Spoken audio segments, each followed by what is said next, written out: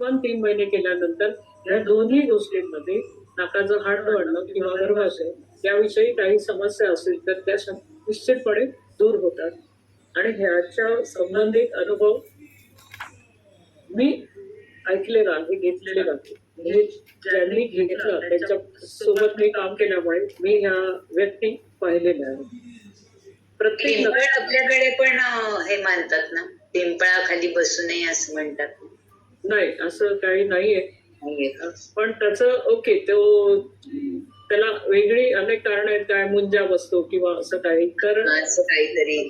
हा, पण पिंपळ, वड आणि औदुंबर हे वृक्ष पवित्र मानले गेले आहेत। उलट म्हणजे आता तुम्ही तो नेमका विषय काढला तर मी सांगते की प्रज्ञाविवर्धनी स्तोत्र हे जे बुद्धिवर्धक स्तोत्र आहे ते एका पुष्य नक्षत्रापासून सुरू करायचं आणि ते पिंपळाच्या झाडाखाली बसूनच म्हणायचंय सुरुवातीला 1 महिना, आणि त्यानंतर मग घरी म्हणायचं रोज एकदा। हे जर विद्यार्थ्यांनी केलं तर त्यांच्या बुद्धिमत्तेमध्ये निश्चितपणे फरक पडतो।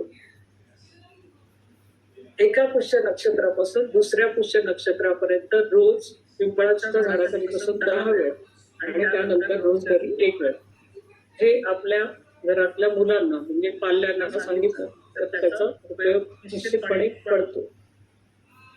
ठीक आहे, त्याच्यामुळे आपण त्याला वाईट म्हणणं हेच चुकीचं आहे। तर प्रत्येक नक्षत्राचे 4 चरण जे आपण बघितले की 3 अंश 20 कला वगैरे आहे, तुम्ही गणिताचा भाग जेव्हा बघता तेव्हा त्याच्यामध्ये ते सगळं केलं जातं। तर त्याचं जे अध्याक्षर असतं त्याच्यावरून बालकाचं म्हणजे जातकाचा जन्मवेळी नक्षत्राचा ज्या चरणात जन्म झाला असेल त्या नक्षत्र चरणाचा अध्याक्षरावरून नाव ठेवायचं त्या बालकाचं, अशी आपल्याकडे पद्धत आहे, प्रथा आहे आणि ती योग्य आहे। आता आपल्याला आवडीची नावं आपण ती ठेवतो, ठीक आहे, म्हणजे कालाप्रमाणे जर चालायचंय तर आपल्याला जी आवडीची नावं वेगवेगळी नवीन नावं ठेवली जातात, पण मग त्याचं जे मुंजीच्या वेळी नाव ठेवलं जातं ते मात्र अध्याक्षरावरनच ठेवलं जातं। आजही सुदैवाने अजूनही ती प्रथा चालू आहे, कारण त्याचा परिणाम तितक्या योग्य प्रकारे होताना दिसतो आणि म्हणून ते पाळलं जातं।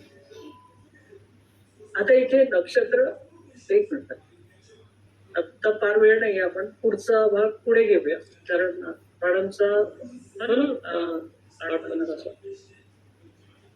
त्यामुळे पुढचा जो भाग आहे तो थोडा मोठा आहे की आद्य मध्य अंत्य हा नाडीचा जो भाग आहे त्यामुळे तो आपण पुढच्या वेळी घेऊ। म्हणजे नाडीचा जे आता आपण वाचले तसं की नाडी, योनी, गण, दान, देवता हे सगळे जे प्रकार आहेत ते आपण आधी बघणार आहोत आणि मग आपण इंडिव्हिज्युअल नक्षत्राचा विचार करणार आहोत।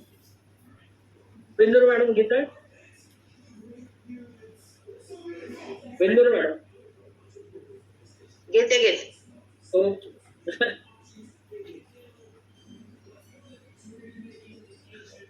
श्री गणेशाय नमः, गुरुभ्यो नमः।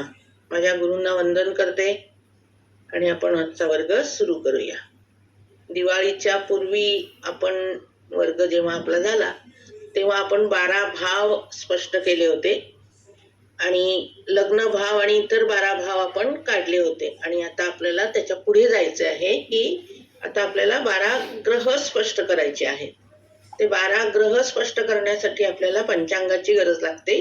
आता आपल्याला ज्योतिष सोबतीची गरज लागत नाही।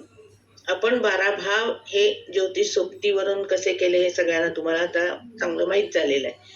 आता 12 ग्रह आपल्याला स्पष्ट करायचे आहेत आणि 12 ग्रह स्पष्ट करण्यासाठी आपल्याला पंचांग लागेल, आणि पंचांगामध्ये आता आपल्याला हे लक्षात येईल की इथे ज्योतिष सोबतीमध्ये 12 भाव स्पष्ट करताना आपण आधी इष्टसांपत्तिक वेळ काढली तेव्हा आपल्याला रेखांशाची गरज लागली। आपण रेखांतर काढलं आणि मग बाकीच्या सगळ्या गोष्टी करून इष्टसांपत्तिक वेळ काढली आणि मग अक्षांश आपण बघितले आणि त्यानुसार ते पान काढून आपण त्या भावसाधन कोष्टकांचा वापर करून आपण 12 भाव सिद्ध केले, म्हणजे 12 भाव आपण कॅल्क्युलेट केले।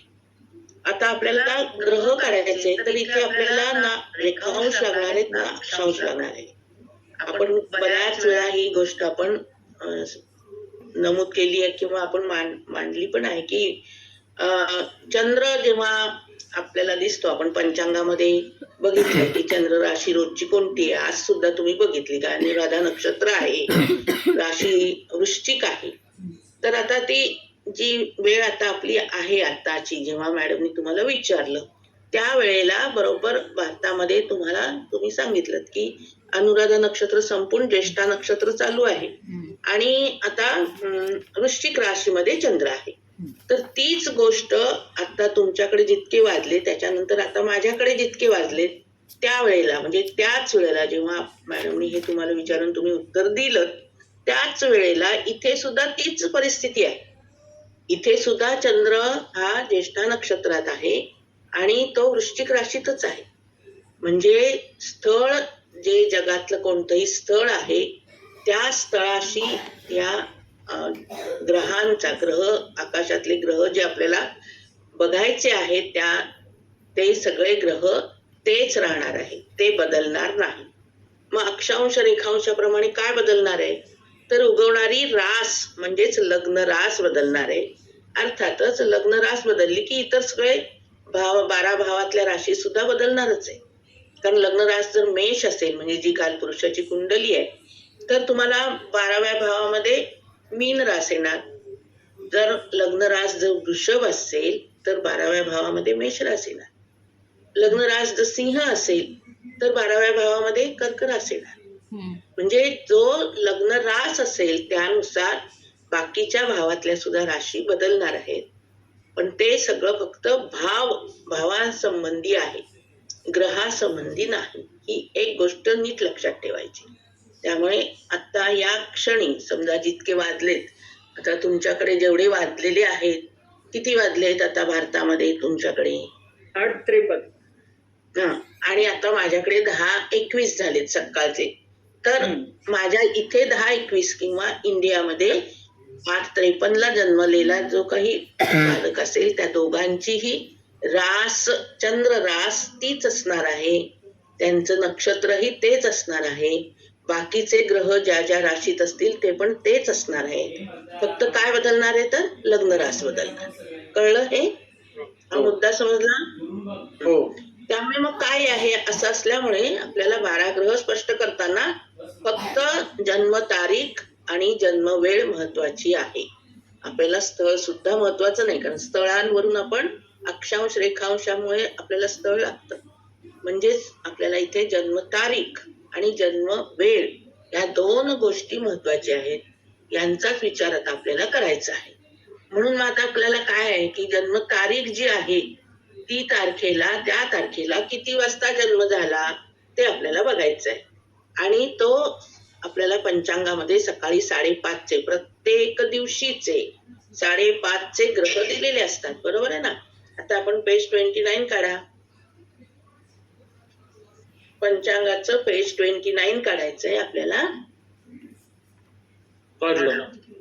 हा, तर आता ही जे आपण पहिली पत्रिका बघितली ज्याचे आपण 12 भाव स्पष्ट केले, तीच पत्रिका आपण पुढे चालू करणार आहोत. तर त्याचं जे स्थळ आहे ते सोलापूर आहे आणि जन्मतारीख आहे 6 एप्रिल 25. आणि आपल्याला दिसतंय इथे 28 आणि 29 पेज जर तुम्ही घेतलं तर 6 मार्च एप्रिल म्हणजे 30 मार्च ते 12 एप्रिल पर्यंत तुम्हाला तिथे त्या पंचांगामध्ये सगळी माहिती डाव्या पानावर दिसते. चंद्र कोणत्या राशीत आहे, कोणतं नक्षत्र आहे, कोणतं करण आहे, कोणता योग आहे वगैरे वगैरे. आणि आपल्याला उजव्या बाजूचं जे 29 पेज आहे त्याच्यावर आपल्याला काही कोष्टक दिसत आहेत. त्याच्यामध्ये आपण बघितलं की वर जे कोष्टक पहिलं दिलेलं आहे ते सोलापूरच्या दैनिक लग्न समाप्तीचं दिलेलं आहे. त्याच्यावरून आपण पंचांगावरून सुद्धा लग्न रास काढू शकतो, आपण हे शिकलोय. त्याच्या पुढे आपल्याला त्याच्या खाली तुम्हाला सकाळी 5:30चे दैनिक ग्रह असं लिहिलंय. म्हणजे हे 5:30चे दैनिक त्या 30 मार्च पासून 12 एप्रिल पर्यंतचे प्रत्येक दिवसाचे 5:30चे ग्रह आपल्याला त्याची पोझिशन इथे दिलेली आहे की सकाळी 5:30 वाजता 30 तारखेला रवी बरोबर कोणत्या राशीत, किती अंश, किती कला आणि किती विकला म्हणजे कोणत्या पॉइंटला तो आहे आपल्याला जसंच चंद्र तसंच मंगळ असं सगळं दिलेलं आहे. शिवाय एक क्रांती असं तिथं लिहिलंय, ती आहे चंद्रक्रांती. चंद्रक्रांती म्हणजे जर तुम्ही 30 तारीख सुरुवात बघितली तर +8 असं दिलेलं आहे. तर आपल्याला माहिती आहे, आपण ऐनांशचा विचार करताना आपण बघितलं की 2 ज्या विषुववृत्त म्हणजे वैश्विक वृत्त असं आपण म्हटलं त्याला, आणि जे क्रांतिवृत्त म्हणजे ज्याच्यावरून आता म्हटलं तसं मॅडमनी की सूर्य हा आपल्याला भासमान म्हणजे जाताना दिसतो, किंवा बाकीचे ग्रह सुद्धा साधारण तसे त्यांच्या त्या ऑर्बिट्स ज्या असतात, ज्या कक्षा असतात, त्यांचा जो मार्ग असतो गोलाकार, त्या सगळ्या जे गोल आहेत त्यांच्या दोघांचं छेदनबिंदू म्हणजे वसंत संपात आणि शरद संपात हे आपण बघितलं. तर त्या दोघांच्यातलं जे अंतर आहे की चंद्र त्या क्रांतिवृत्तावर त्या विषुववृत्तापासून किती अंतरावर आहे त्या गोलावर. आपण 2 प्लेन बघितले मागच्या वेळेस, 2 बांगड्या आपण बघितल्या होत्या की 2 बांगड्या वेगवेगळ्या प्लेन मध्ये असतात. तर त्या 2 बांगड्यांच्या त्या प्लेन जे आहेत म्हणजे त्या 2 बांगड्यांमध्ये चंद्र जिथे एका बांगडीच्या ह्याच्यावर असणार आहे म्हणजेच एका क्रांतिवृत्तावर असणार आहे, तर तो या दुसऱ्या वृत्तापासून किती अंतरावर आहे ते दाखवणार म्हणजे ही त्याची पोझिशन आपल्याला इथे कळती आहे. ती +8 आहे. +8 याचा अर्थ त्या वृषववृत्ताच्या तो उत्तर दिशेला 8 या याच्यावर आहे साधारण. पण आपण बघितलं की पृथ्वीचा हास कललेला असल्यामुळे 23.5 तो भाग कललेला असल्यामुळे 23.5 ही सगळ्यात जास्त क्रांती म्हणजे जास्तीत जास्त अंतर हे 23.5 असतं, आणि त्याच्यापेक्षा कमी साधारण आता इथे तुम्हाला काही ठिकाणी 25-28 असं दिलंय, कारण ही चंद्राची क्रांती आहे. मी जे सांगते तुम्हाला ती रवी क्रांती सांगते. तर चंद्राची क्रांती म्हणजे चंद्राचं जे ऑर्बिट आहे ते त्या विषुववृत्तापासून किती अंतरावर आहे आणि तिथे कुठे तो चंद्राची पोझिशन आहे हे दाखवणारी ती क्रांती आहे. त्या क्रांतीचा अर्थ असा आहे. आणि मग पुढे सगळे आपल्याला ग्रह दिलेत, मंगळ, बुध, गुरु, सगळे प्लुटो, 12 ग्रह दिले, आणि शेवटी तिथे परत एक सांपत्तिक वेळ असं दिलेलं एक कॉलम आहे. ही जी सांपत्तिक वेळ आहे त्या ग्रीनविचची आहे. ग्रीनविचची 0, ग्रीनविच म्हणजे 0 असतं. 0 ह्या मेरिडियनवर त्यावेळची रात्री 12ची 0 म्हणजे रात्री 12ची ती सांपत्तिक वेळ दिलेली आहे इथे, आणि त्याच्यापुढे पुन्हा तारखा तुम्हाला दिलेल्या आहे. तर असं जे हे कोष्टक दिले त्याचा उपयोग आता आपल्याला करायचा आहे. आता आपल्याला आपली जन्मतारीख बघायची. तर जन्मतारीख आहे 6 एप्रिल आणि जन्मवेळ आहे 11 वाजता, सकाळी 11 वाजता. म्हणजे 6 एप्रिलच्या 5:30च्या नंतर जन्म झाला, बरोबर. सकाळी 5:30 नंतर 6:30, 7:30, 8:30, 9:30, 10:30, 11 वाजता जन्म झाला. मग हे जे अंतर आहे 5:30 पासून 11 वाजेपर्यंतचं जेवढं अंतर आहे ते किती अंतर आहे ते आपल्याला बघायचंय. कारण इथे काय दिलंय आपल्याला, तर आपल्याला 6 तारखेचे 5:30चे ग्रह दिले आणि 7 तारखेचे पण 5:30चे ग्रह दिले, आणि आपली जी जन्मवेळ आहे 11 वाजताची ही 6 तारखेच्या 5:30 नंतरची आहे, परंतु 7 तारखेच्या 5:30च्या आधीची आहे म्हणजे मधली झाली. म्हणून आपल्याला 6 तारीख जन्मतारीख आहे, तर 6 आणि 7 या दोन्ही दिवसांचे 5:30चे ग्रह आपल्याला विचारात घ्यायला लागणार आहे. कारण जो 6 तारखेला आता इथे जो रवी फक्त आपण बघितला, तर 6 तारखेला 5:30ला रवी दिलाय 11, 22, 14, 3 मिळालं बरोबर सगळ्यांना. हो मिळालं. हा, आणि त्याच्या खाली 7चा दिलाय बघा 11, 23, 13, 5. म्हणजे 6 एप्रिलला सकाळी 5:30 वाजता रवी मीन राशीमध्ये 22 अंशावर होता. नुसते अंश आपण सध्या बघूया पांतर, तर 22 अंशावर होता. मला नाही मिळाला. 29 पानावर हा सूर्य रवी 11, 22, 14, 3 तोच ना. हो बरोबर. हा मिळाला. आता त्याच्या खाली 7 तारखेचा दिलाय बरोबर 11, 23, 13, 5. म्हणजे काय की सकाळी 6 तारखेच्या सकाळी 5:30 पासून 7 तारखेच्या सकाळी 5:30 पर्यंत तो रवी 22 अंशावरून 23 अंशापर्यंत गेला, त्याचा प्रवास झाला, बरोबर. बरोबर. हा. मग आता तो डिफरन्स काढला तर आपल्याला काय होईल 24 तास झाले ना. 6 एप्रिलचे 5:30 ते 7 एप्रिलचे 5:30 म्हणजे 24 तास झाले, एक दिवस झाला. मग 24 तासामध्ये तो रवी साधारण 1 अंश आणि जो काही पुढे कला येतील त्या येतील आपल्याला मिळतील समजा. हं? तर ती जी त्याची आहे ती झाली दैनिक गती. आता मॅडमने तुम्हाला म्हटलं की प्रत्येकाची दैनिक गती रवीची त्या म्हणाल्या की कधी 57 कला असते तर कधी 61-62 कलापर्यंत ती असते. ऍव्हरेज 1 अंश आपण धरतो त्याचं. आणि हे का होतं हे तुम्हाला चांगलं माहितीये की कोणताही हे जे ऑर्बिट आहे ज्याच्यातून ते फिरतायत त्या कक्षा किंवा ती ऑर्बिट्स ही सगळी लंबवर्तुळाकार आहे, ती पूर्ण गोल नाहीत. त्यामुळे हा फरक पडतो. त्यामुळे रवीची गती ही कमी जास्त होते. आता रवी स्वतः फिरतो का? नाही. नाही. मग ही गती कुठली आहे तर ती खरी पृथ्वीची आहे. पृथ्वी सूर्याभोवती फिरत असल्यामुळे ती जी फिरते ती लंबवर्तुळाकार याच्यातून फिरत असल्यामुळे ही गती आपल्याला दिसते. त्यामुळे रवी रोज आपल्याला साधारणपणे ऍव्हरेज या सगळ्याचं 1 अंश पुढे जाताना दिसतो. तर आपण इथे बघितलं की इकडे 6 तारखेचा जो बघितला आणि 7 तारखेचा म्हणजे 7 तारखेच्या त्या जे काही दिले रवी मीन राशीत 23, 13, 5 मधून आपण 6 तारखेचा 22, 14, 3 वजा केले की जे उत्तर येईल ती त्याची दैनिक गती त्यावेळची त्या दिवसाची असेल. कळलं एवढं? हो. हा 24 तासाची असेल. बरोबर. दैनिक म्हणजे 24 तासाची गती आहे. हं? मग आता आपल्याला काय करायचं 24 तासात तो किती गेला हे कळलं आपल्याला. बरोबर आहे. आता आपल्याला काय कॅल्क्युलेट करावं लागेल तर 11 वाजता जन्म झाला म्हणजे सकाळी 5:30 ते 11 किती तास झाले ते काढावं लागेल. हे जे आपण काढतो त्याला म्हणतात ग्रह गणित वेळ. म्हणजे ग्रह आपल्याला स्पष्ट करण्यासाठी किंवा त्यांची पोझिशन आपल्याला कॅल्क्युलेट करण्यासाठी किती तासांचा फरक 5:30 पासून जन्मवेळेपर्यंत पडला तो काढणं म्हणजे ग्रहगणित वेळ काढणं.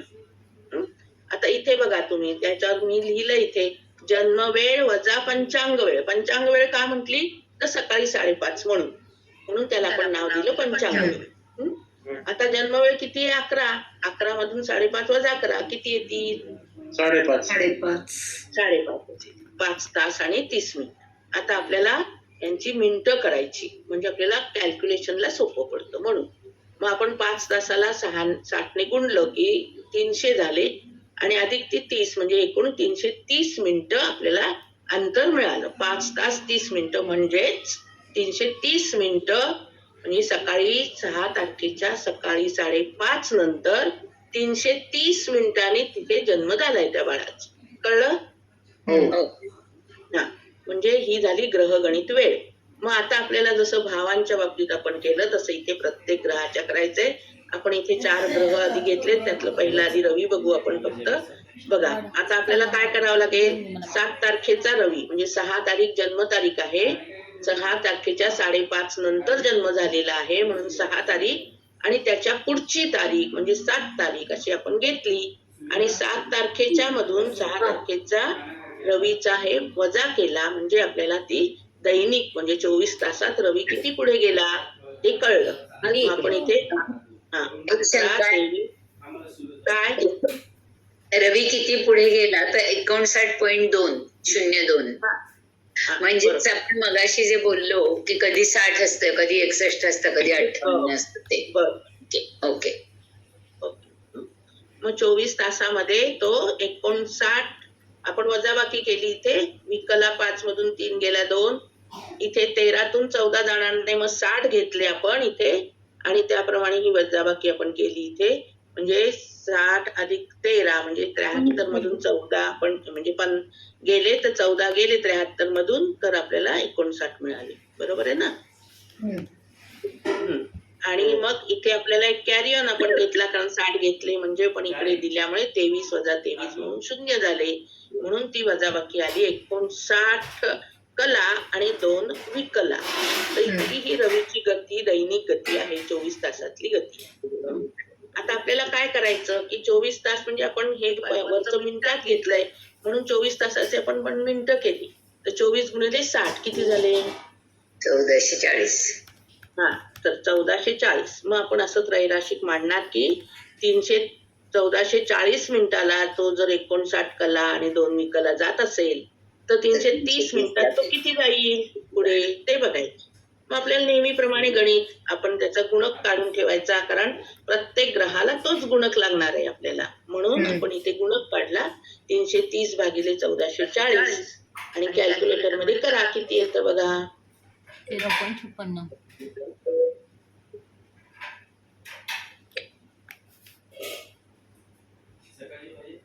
आहे ना. छान आहे.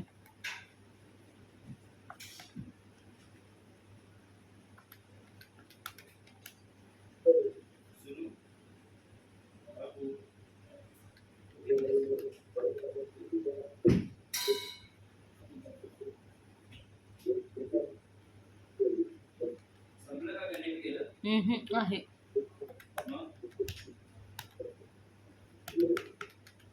किती आले 330 डिवायडेड बाय 1440.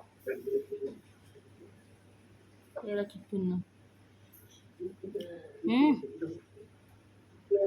काय आलं आन्सर तुमचं कॅल्क्युलेटर मध्ये.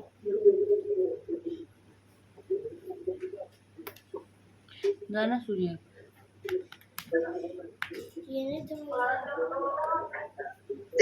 तयार हो राजा. हा 23:09 निघूया आपण लगेच. तुम्ही तुमचे ऑडिओ बंद करा, म्हणजे मग तुमचं करा. 0.2291 आलं. 0.2291 हा, म्हणून मग ते आपण 6 चे तिथे एक वाढवला आणि 4 डिजिट आपण घ्यायचं, म्हणजे मग आपल्याला कॅल्क्युलेशनला बरं पडतं. म्हणून 0.2292 आपण घेतले. कळलं सगळ्यांना? गुणक कळला?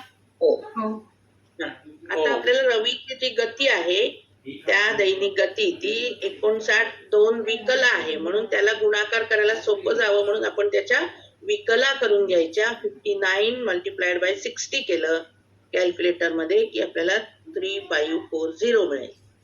आणि +2 केली म्हणजे टोटल झाल्या 3542. मग आपण त्या 3542 ला 0.2292 ने मल्टिप्लाय करायचं, गुणायचं,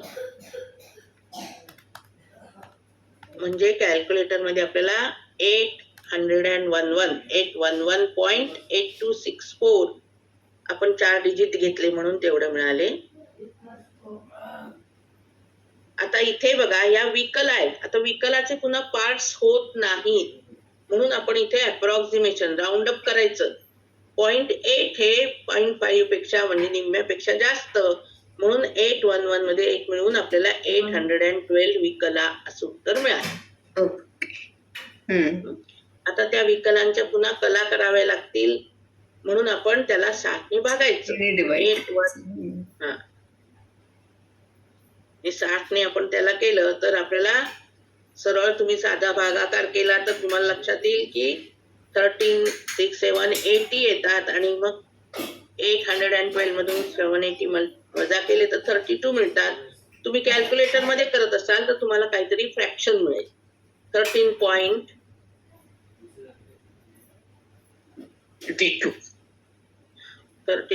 किती आला नाही 13 पॉइंट फ्रॅक्शन 13.533 हा 13.533 असं मिळेल. तो 0.533 जे काय आलंय त्याला 60 ने मल्टिप्लाय केला कॅल्क्युलेटर मध्ये करत असाल तर.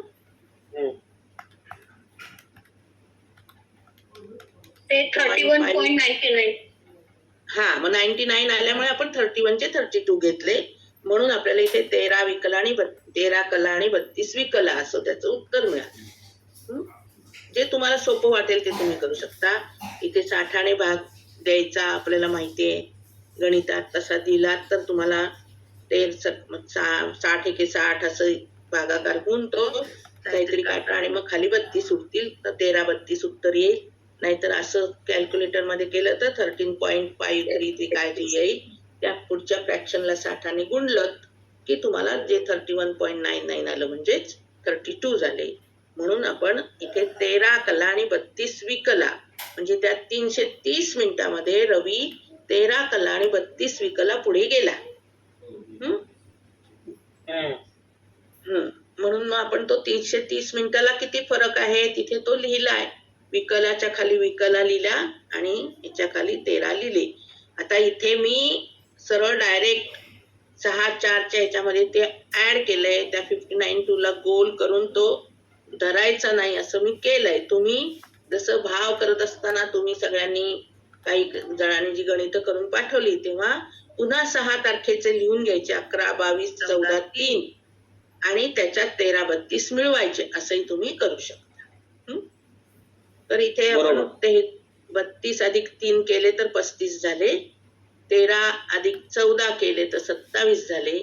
22 अधिक 0 22 झाले आणि हा 11 वाजताचा रवी आपल्याला मिळाला. बरोबर जन्माच्या वेळेचा रवी जो मीन राशीमध्ये 22 अंश 27 कला आणि 35 विकला एवढ्यावर आहे. त्या बाळाचा सोलापूरला ज्याचा 6 तारखेला 6 एप्रिलला सकाळी 11 वाजता जन्म झाला त्याच्या पत्रिकेमध्ये आपल्याला ह्या रवीची पोझिशन अशी लिहावी लागेल. मीन राशीत त्याला लिहावं लागेल. मीन राशीमध्ये तो 22 अंश 27 कला आणि 35 विकला आहे. आपण याची पत्रिकामध्ये भाव काढलाय. लग्न भाव मिथून आलेला आहे. म्हणजे पहिल्या ठिकाणी 3 आकडा येईल. मग 3, 4, 5, 6 असं पण लिहित जाऊ आणि मग जिथे 12 आकडा येईल तिथे रवी आपल्याला लिहावा लागेल. आणि मग तुम्हाला दिसेल तो रवी साधारण की 12 आकडा साधारण दशमात येईल ना. 3 पासून जर तुम्ही पत्रिका मांडली तर 12 आकडा दशमात येईल. आणि बघा इथे 11 वाजताचा जन्म आहे साधारण. त्यामुळे साधारण दुपारच्या वेळेला रवी हा दशमामध्ये असतो. 12 ते 2 असं टाइम त्यांनी दिलेला आहे. पण इथे ते कशावर अवलंबून आहे आपल्याला माहितीये की ह्या गतीवर अवलंबून आहे. त्यामुळे तो रवी तुम्हाला साधारणपणे इथे त्याच्या ह्याच्यामध्ये तुम्हाला दिसेल की जो बघा 22 अंश म्हणजे जवळजवळ बराच पुढे गेलेला आहे. 30 अंशाला काही अंश 8 अंशच कमी आहे. त्यामुळे तो तुम्हाला इथे दुपारच्या वेळेला जसं आता मॅडमने तुम्हाला सांगितलं की किती. आणि तारीख बघा आता 6 तारीख आहे 6 एप्रिल. रवी कधी बदलतो 15 तारखेला. साधारण 15 तारखेला. मग 15 अजून व्हायची आहे ना 6 तारखेला. हो मग त्याच्या आधीची 15 म्हणजे मार्च मध्ये 15 मार्च बरोबर.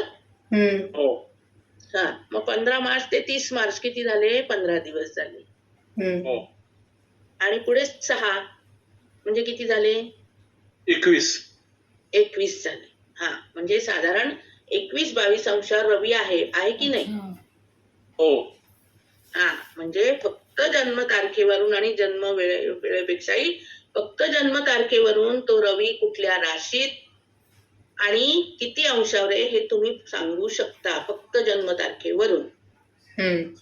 एक्झॅक्ट. आता हा जसं रवीचं कारण एक नि वाढतं म्हणून रवीचं सांगू शकतो. हा ऍव्हरेज धरला आपण. आता तो कमी जास्त होण्यामुळे थोडासा मागे फरक होईल. अगदी अचूक येणार नाही. साधारणपणे आपल्या लक्षात येतं की हा माणसाचा रवी कुठे येणार. तर मग आता तो मीन राशीत येणार. बरं आपल्याला हे पण साधारण कळलं की तो 11 वाजता आहे म्हणजे रवी साधारणपणे तो दशम भावामध्ये किंवा जास्तीत जास्त कमी असेल. काही ठिकाणच्या अक्षांशावर अवलंबून असतो ते मात्र. तर तो रवी तुम्हाला इथे 11th हाऊस मध्ये दिसेल ना. एका लाभामध्ये दिसेल. म्हणजे तुम्हाला लक्षात येईल की जर रवी मिनेत दशमात असेल तर त्याची लग्न रास किती येईल काय येईल. दशमात 12 लाभामध्ये 3 येईल 1 व्ययामध्ये 2 आणि लग्नात 3 म्हणजे मिथून लग्न येईल की नाही. हो हा म्हणजे फक्त तारखेवरून इतक्या गोष्टी तुम्हाला त्या व्यक्तीच्या कळतील. बरोबर आहे ना. त्यामुळे आपल्याला साधारण हे लक्षात येतं की त्याला काय कुठली रवी कुठल्या राशीत असेल. उदित गोलार्धात आहे दशमात आहे किंवा लाभात आहे म्हणजे चांगला रवी आहे. त्याला त्याची साधारणपणे काय येईल मिथून येईल. तर तो लाभात असेल तर वृषभ येईल म्हणजे मिथून वृषभ अशी साधारण त्याची लग्न रास असेल. हे सगळं तुम्हाला फक्त रवी बघून कळतं. किंवा एखादी पत्रिका तुमच्या हातात आली तर ह्या गोष्टी चेक केल्या की तुम्हाला कळतं ही पत्रिका बरोबर आहे की नाही. बरोबर. तर याच्यामुळे ह्या फरक तुम्हाला दिसतो. आता हा रवी फक्त बरोबर 15लाच बदलतो की नाही, तर तुम्हाला ज्योतिष सोबतीमध्ये 231 पेजवर प्रत्येक महिन्यात रवी कधी बदलतो तो दिलेला आहे. कधी तो 13ला बदलतोय, कधी तो 17ला बदलतोय, कधी 16, 15, म्हणजे अगदी हे नाहीये तो तसा. बरोबर 15 तारीख असं नाही की आपण अंदाज साधारण घेतला. मी 231 पेज जर ज्योतिष सोबतीचं बघितलं तर तिथे प्रत्येक महिन्यात रवी कधी बदलतो ही माहिती दिलेली आहे. दिलेली आहे. हा, ठीक आहे. मग आता हा रवी कसा काढला आपण, कळलं का सगळ्यांना? हो. हा, कोणाला काही प्रश्न विचारायचा आहे? मॅडम आता जे नंतरचं सांगितलं ते परत एक्सप्लेन करा, म्हणजे हे दशमात रवी तो आपण कसा काढला? आता बघा, मीन राशीत आला ना रवी, ते तर आपण कळलं? ते कसं बघितलं? अच्छा, 11 राशी पूर्ण झाली म्हणून आता मीनेत आला तो. ओके, हा बरोबर, मीनेत रवी आला, बरोबर आहे. हा. मी असा सुद्धा 15 मार्च ते 15 एप्रिल रवी कुठे असेल? हा, मीनेत असेल. हा, कसंही कळेल ना, बरोबर आहे. हा, म्हणजे मीनेत रवी आहे. बरं, वेळ जन्म वेळ कधी आहे? सकाळी 11 म्हणजे 12च्या सुमारासची आहे ना. बरोबर. हा, म्हणजे मग अशा वेळेला तुम्हाला मॅडमनी सांगितलं, रामाचं उदाहरण तुम्हाला दिला की रवी तळपतोय आणि राम जन्मला ग बाई. अच्छा, हा, ठीक, बरोबर आहे ना. जन्म वेळेप्रमाणे आपण काढलो ते. अच्छा, हा, मग ती मीन रास दशमात आली. मग मीन दशमात असेल तर लाभात 1 आली. आपण 12 नंतर 1, 2, 3 अँटी क्लॉकवाईज जातो त्यामुळे. आणि मग 12 नंतर 1 आली, मग व्ययामध्ये 2 आली, आणि मग लग्न स्त्रियांनी 3 आली, म्हणजे मिथुन रास आली. आणि आपण याचा भाव स्पष्ट केलेला आहे की मिथुन लग्न आहे. तर हे सगळं आपल्याला फक्त तारीख कळलं की अंदाज लावता येतात, हे मी तुम्हाला सांगितलं. बरोबर, ठीक. माझी एक शंका आहे हा, बोला. की आता जे काही काही ठिकाणी जन्म म्हणजे जन्म तारखेप्रमाणे रास देतात, ती अशी देतात का? त्याला सनसाईन म्हणतात ना, सनसाईन. भविष्य वगैरे सनसाईन असेल तर ती अशी होईल, म्हणजे इथे सनसाईन मीन झाली त्याची.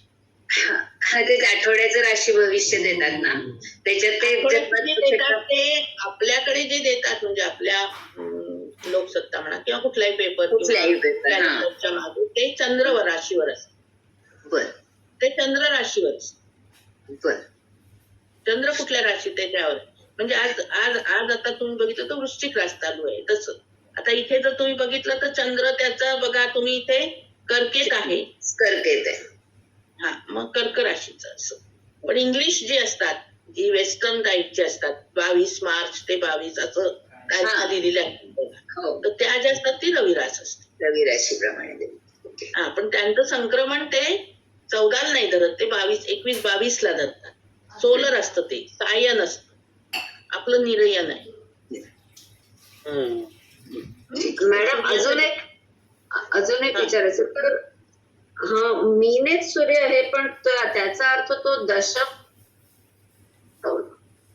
आपण जन्म वेळ बघितली ना, दुपारी 11ची, सकाळी 11 म्हणजे साधारण 11 दुपारची आहे ना. हा, मग दुपारी साधारण आपण बघितलं सकाळी 6 ते 8 रवी प्रथम स्थानात असतो, 8 ते 10 व्ययात असतो, 10 ते 12 साधारणपणे लाभ स्थानात असतो, 12 ते 2 याच्यात असतो. हे सगळं मॅडमनी सांगितलं. म्हणजे जन्म वेळ आणि दोन घटक बघून आपण ठरवलं. शिवाय आपण ऑलरेडी याचं लग्न काढलंय ना मिथून, त्यामुळे म्हणून आपण ते टॅली केलं. पण थोडं मागे पुढे होऊ शकतं असं मी म्हंटल, कारण आपण जर तसं बघितलं तर 10 ते 12 म्हटलं म्हणजे 11 म्हणजे लाभस्थानात आपल्याला असं वाटू शकतो, तर थोडा फरक पडू शकतो.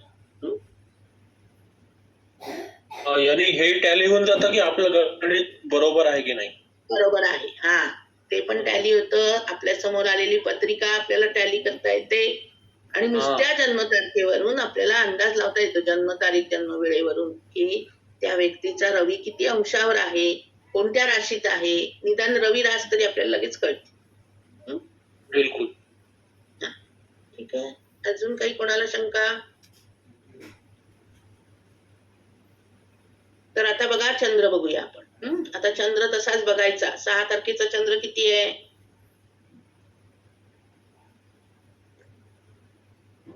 3 पट्टी अशी ठेवा एक, म्हणजे किंवा असं काही तुम्ही तिथे खुणेला एखादा कागद असा ठेवावा, म्हणजे मग खालीवर होत नाही. 6 3, तारखेचा 18, लाईन. 1851. 6 3, 18, तारखेचा 51. 3, 18, 51 आणि 7 तारखेचा 16, 10, 58. मग बघा आपण आधी 7चा लिहिलाय, 3, 16, 10, 58 आणि मग खाली 6 तारखेचा लिहिला 3, 3, 18, 51. आता चंद्र किती अंश पुढे गेला 24 तासात ते आपण काढणार. वजाबाकी केली आपण. 58 वजा 51 7. 10 मधून 18 जात नाही, मग 60 घेतले. 70 मधून आपण 18 घातले, 52 आले आणि मग इकडे 16तून 4 गेले. आपण 60 घेतल्यामुळे आपण तिथे कॅरी ऑन घेतला म्हणून 16तून 4 गेले तर 12 आले. म्हणजे चंद्र हा 12 अंश 52 कला आणि 7वी कला.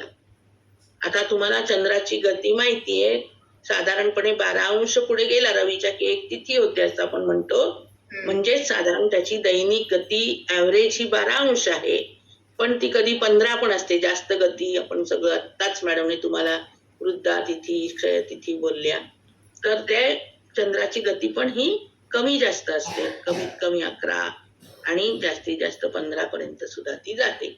त्यामुळे इथे सुद्धा फरक आपल्याला दिसणार आहे. तर इथे 12-52 म्हणजे जवळजवळ 13 अंशाकडे त्याची गती आहे चंद्राची, जी 24 तासातली आहे. मग आपल्याला इथे परत तेच कॅल्क्युलेशन, चंद्राचं कॅल्क्युलेशन खूप काळजीपूर्वक करायचं, कारण स्पष्ट चंद्रावरून आपल्याला बऱ्याच गोष्टी काढायच्या असतात. स्पष्ट चंद्रावरून आपल्याला त्याचं नक्षत्र कळतं, नक्षत्रामधला चरण कळतो, नंतर त्या चरणावरून आणि याच्यावरून आपल्याला त्याची महादशा पुढे काढायची असते संबंध आयुष्यभराची.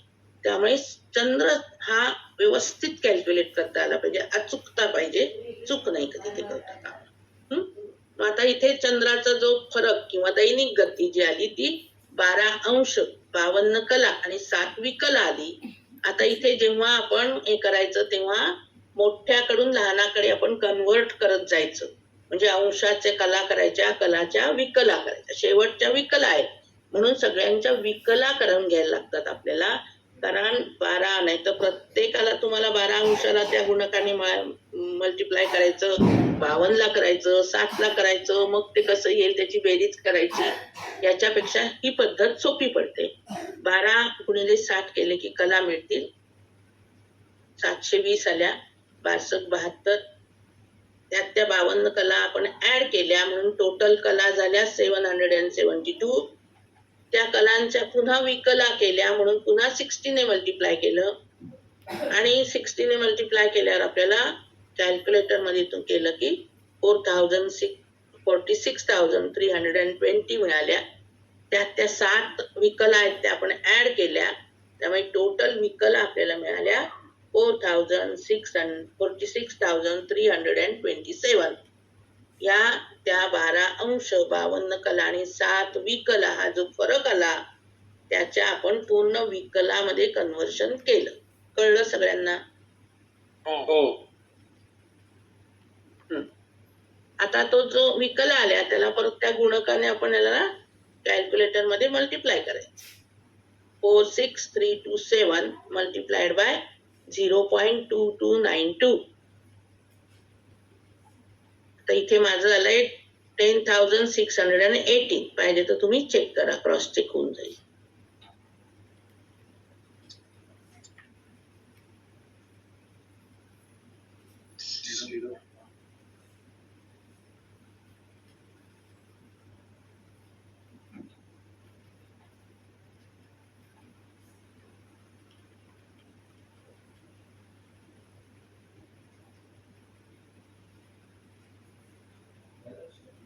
हम्म.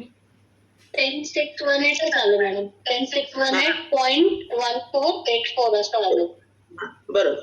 मग ते 14 हे 50 पेक्षा कमी म्हणून सोडून दिले, म्हणून आपण टोटल विकला घेतल्या 10,618. मग आता ह्या विकलांच्या पुन्हा कला करायच्या, पुन्हा उलट जायचं 60 ने 10 डिवाइड करा. 10618 डिवाइडेड बाय 60. हम्म.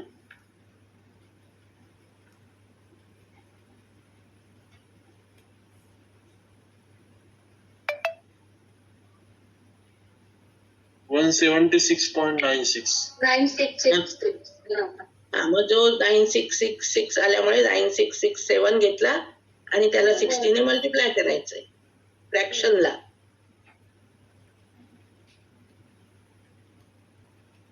.9667 58 पॉईंट. हा, मग 58 आलं. 58.00. हा.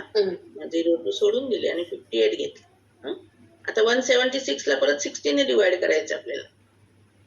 तुम्ही कॅल्क्युलेटर मध्ये केलं तर 2.9 किंवा असं काहीतरी येईल.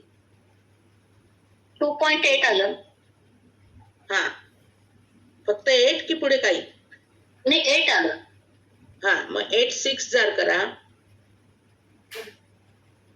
2.8 आलं फक्त. हो.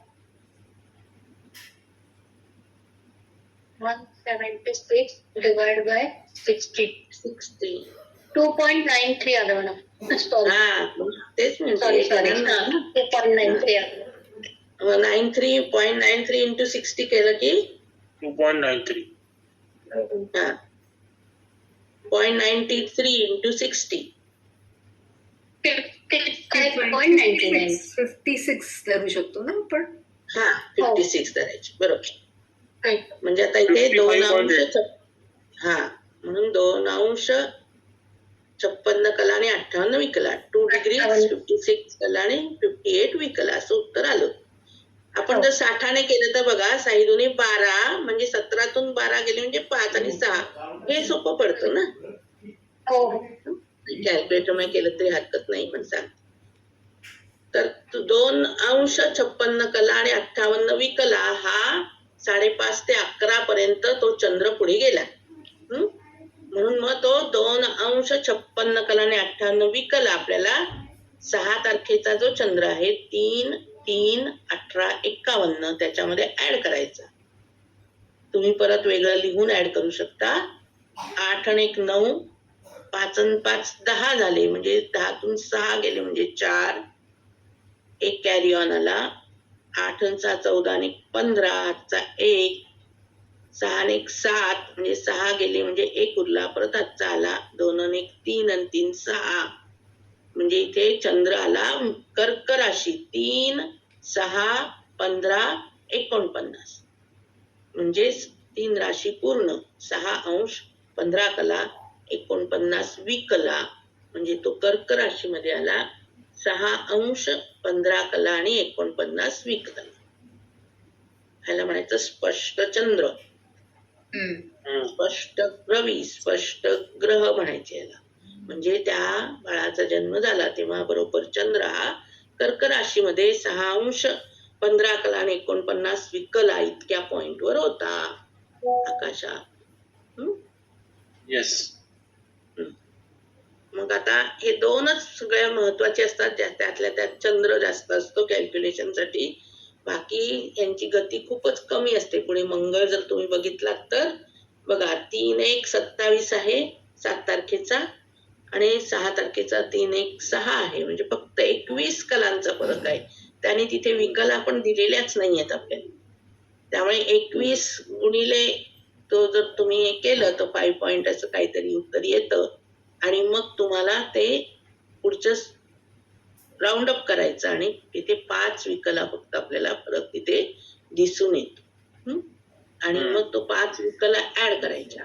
तसंच तुम्हाला बुध तुम्हाला दिसेल. तो बुधाचा सुद्धा तुम्हाला तिथे दिसतोय बघा. बुध बघा वक्री आहे. खाली बघायचं बुधाच्या खाली 7 तारखेला मार्गी असं लिहिलंय. दिसतंय खाली बुध ग्रह आहे. तिथे 12 तारखेच्या खाली बघा काय लिहिलंय. 7 मार्गी. 7 तारखेला. हा 7 ला मार्गी म्हणजे तो 6 तारखेला वक्रीच होता. त्यामुळे इथे बघा तुम्हाला 7 तारखेचा ग्रह हा 6 तारखेपेक्षा कमी दिसतोय हो ना. 6 तारखेला 43 कला आहे, तर 7 तारखेला 38 आहे. कमी दिसत आहेत कला. 38 कल आहे. हो. हा, म्हणून इथे उलट होणार. 38 मधून 43 नाही वजा करायचे, मोठ्यामधून लहान करायचे, 43 वजा 38 करायचे. मॅडम एक शंका आहे, वक्री ग्रह म्हणजे 6 उलट्या फिरत नाही, स्लो स्पीड. एक मिनिट, एकाने विचारा, दोघी बोलताय. ओके. वक्री ग्रह जेव्हा असतो तेव्हा तो खरा उलटा फिरत नाही, पण त्याचा स्पीड स्लो होतो ना. मग हे तरी विकला ज्या आहेत त्या कमी का झाल्या? म्हणजे आपण पृथ्वीच्या संदर्भात बघतो ना, जेवण झालं? पृथ्वीवरून बघतो ना. चित्तून आहे. जसं मी तुम्हाला मागे पण उदाहरण दिलं होतं की 2 गाड्या जर तुमच्या सारख्या चालल्या असतील, एक फास्ट लोकल आणि एक स्लो लोकल, समजा शेजारून चालल्या असतील तर फास्ट लोकलचा स्पीड जास्त असतो, मग आपल्याला आपली गाडी मागे मागे जाते असं वाटतं. ओके, म्हणजे रिलेटिव्ह 5 मिनिटं मी देते. बाकी अजून काही? मॅडम इथे आपण ही जी बेरीज केली 3, 3, 18, 51 आणि 2, 56, 58 चंद्रासाठी, तर आपण 8 आणि 1, 9 आणि मग पुढची बेरीज कशी केली आपण? 4 कसे आले? शांत बस ना, थांब ना. 51 अधिक 58 जर तुम्ही केले तर किती येतात? शांत बस ना. 19 म्हणजे अच्छा, तर 109 येतात ना. हा, बरोबर. त्यातून 60 वजा केले. वजा करायची. ओके. मग आता आपल्याला सवयीने काय होतं की 5 आणि 5 10 मधून 6 वजा करायचे. वरचा शून्य सोडून द्यायचा, फक्त दशम अंक घ्यायचा, पद्धती. टेन्स प्लेस घ्यायची फक्त, बरोबर. म्हणजे करायला सोपं जातं. तुम्हाला तसं जमत असेल तसं करा. अच्छा अच्छा, ठीक आहे. अजून कोणाला काही विचारायचंय? मग आता हा बुध बघा, त्यामुळे त्याचं जे उत्तर आलं ते वजा लिहिलं आपण इथे, कारण इथे 6 तारखेमधून 7 तारखेचा आपण वजा केला, त्यामुळे तो मागे गेल्यासारखा दिसतो 5 कला.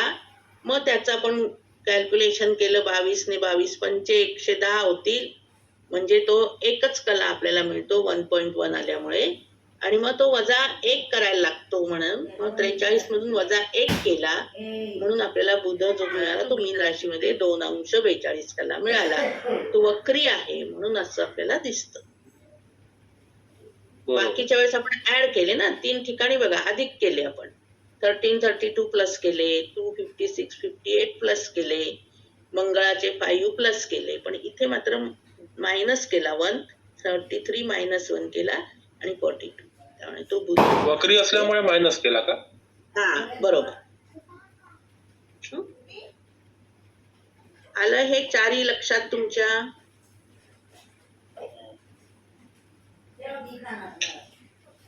मॅडम बुध परत एकदा एक्सप्लेन करा. आता बुध बघा, जो 6 तारखेचा बुध आहे तो 43 कला आहेत ना, फक्त कला बघा शेवटची. हो. आणि 7 तारखेचा म्हणजे पुढच्या दिवसाचा जो बुध आहे तो 43 पेक्षा जास्त आहे का? नाही. कमी आहे, याचा अर्थ तो वक्री आहे. आणि खाली पण वक्री लिहिलंय तिथे. 7 तारखेला मार्गी झाला म्हणजे 7 तारखेला तो पुढे, त्याच्यानंतर तुम्हाला थोडा दिसेल तो 7 तारखेनंतर जर बुधाच्या तुम्ही बघितल्या तिथे, तर तुम्हाला मग तो हळूहळू पुढे वाढताना दिसेल 9 तारखेपासून बघा. 7 आणि 8 सेमच आहेत. आणि हा, स्तंभी म्हणतो त्याला, 38 आणि 38 म्हणजे तो हल्ला नाही. वक्रीहून मार्गी होताना स्तंभी होतो, मार्गीहून वक्री होताना स्तंभी होतो. स्तंभी म्हणजे तिथेच राहतो, म्हणजे तेवढ्याच कला राहतात 2 दिवस. आणि असे वक्री आणि स्तंभी ग्रहांचं फळ काही फार चांगलं मानलं जात नाही. त्यांच्यात कमतरता असते, ते आपल्या नेहमीचा प्रवास करत नाही असं म्हणायचं थोडक्यात. तर त्यामुळे आपल्याला हे ग्रह बघायला लागतात आणि वक्री लिहावं लागतं. आणि मग त्यामुळे काय झालं की 7 तारखेच्या ह्याला कमी झाला. कमी किती कमी झाला? तर 5 ने कमी झाला. 5. मग तो 24 तासात जर 5 ने कमी झाला तर तो 330 मिनिटांमध्ये कितीने झाला? तर 1च कला झाला. म्हणून तो मग 1 कला कमी केल्या 43 मधून, म्हणून 11, 2, 42 उत्तर आले. सो आपण ते 5 कला इंटू हे जे आपण गुणक काढले ते गुणक करून ते मायनस केलं. मल्टिप्लाय साधारण बघा ना, इथे 22 आहे म्हणजे 23 ने केलं तुम्ही, 22 92 आहे तर 23 ने, म्हणजे ओरली साधारण अंदाज. तर 23 पंचे किती होतात? 110. 115. 115 म्हणजे 115. म्हणजे 1.15 होणार. मग ते 1.15 म्हणजे 150 पेक्षा कमी म्हणून 1 कला. अंदाजे काढलं तरी येईल. त्या उत्तर तुम्ही गणिताने काढलं तरी तसंच येईल साधारण. ठीक. Thank you madam. कळलं सगळ्यांना? हे बघा, प्रॅक्टिस करत गेलात ना की हे येत जातं. गणिताची सुद्धा प्रॅक्टिस लागते ना कॅल्क्युलेशनची. माझी आता आणखी एक शंका आहे, म्हणजे हे जे बोलत आहे तर त्याच्या कर्क राशीत मंगळ आणि चंद्र आहेत का? हो बरोबर. आणि मीन राशीत बुध आणि रवी. हो, रवी बुध साधारण कुंडली आपण मांडू, कुंडली जी आपण मांडू तिथे हे ग्रह येणार. ओके. हो हो, अगदी बरं. आता आपलं हे सगळे 12 ग्रह स्पष्ट झाले की मग आपण पुढच्या कुंडल्या मांडणार. आता हे 4 ग्रह कळलं का, काय गणित कसं केलं ते? हो कळलं. हो कळलं. परत एकदा तुम्हाला पाठवलेलं आहे, परत एकदा वाचा, परत एकदा बघा हवं तर. आणि पुढचे ग्रह पण दिले तुम्हाला मी. त्याच्या कला करायच्या, कलाच्या विकला करायच्या आणि मग परत उलट यायचं. उलट यायचं, अगदी बरं. करून पाहिल्यावर जास्त क्लिअर होईल. हो, तुम्हाला मी म्हंटल मगाशी तसं प्रत्येकाला त्या गुणकाने गुणून करता येतं. पण मग ते आलेलं बेरीज करताना चूक होण्याची शक्यता असते. म्हणजे 12 अंशाला तुम्ही केलं तर येईल एक उत्तर, काही अंश कला. मग 52 केलं की कला विकला येतील. मग त्या कलामध्ये कला मिळवाव्या लागतील. मग 7चं परत वेगळं येईल. त्यापेक्षा ही सोपी पद्धत पडते. तुम्हाला जे सोपं वाटेल ते कॅल्क्युलेशन तुम्ही कसंही करू शकता. आता इथे पुढच्या पानावर मी दिलंय तुम्हाला पेज नंबर 2 वर गुरु, शुक्र, शनी तिथे अगदीच कमी असतात त्यांचे. राहू, हर्षल, नेपच्यून वगैरे तर 1-0-1-0 वगैरे असतात. त्यामुळे त्यांच्यात फार बदल होत नाही, फार कॅल्क्युलेशन करायला लागत नाही. ओरली तुम्ही लिहित गेलात अंदाजाने तरी चालतं. आणि पण तुम्हाला करायचं असेल तर कसं ते पण मी तुम्हाला दाखवलंय. त्याचाही तुम्ही अभ्यास करा. म्हणजे आपल्याला हे 12 ग्रह स्पष्ट झालेले आपल्याला मिळणार आहे. ठीक आहे? येस. तर मग परत एकदा. आणि आता बाकीची जी गणितं दिली आहेत, कलकत्ता, दिल्ली, ती पण ह्या पद्धतीने करून बघा. एक नुसतं रविचंद्र करा, बाकी जास्त नाही केलं तरी चालेल. म्हणजे मग तुम्हाला स्वतःला परत सोडवताना काही अडचणी आल्या, काही लक्षात नाही आलं तर लक्षात येईल आणि विचारता येईल. आता बाकी काही जणांनी 12 भाव स्पष्ट केलेत, कलकत्त्याचे केलेत, दिल्लीचे केलेत. ते मी तुम्हाला रेफरन्ससाठी पाठवून देईन. म्हणजे तुम्ही सोडवून त्याच्याने तपासू शकता, कारण ते मी तपासून त्यांना दिलेले आहेत. त्यांचे बरोबर आहेत एकदम. तर ते परत पाठवतो मी तुम्हाला. म्हणजे 3 पत्रिका तुमच्याकडे तरी तयार राहतील. निदान 6 तुम्ही केल्यात तर जास्त चांगली प्रॅक्टिस होईल. ओके, ठीक आहे. ठीक. थांबूया आता. ओके. Okay okay. शुभरात्री. Good night. शुभरात्री. Thank you madam. Madam thank you madam.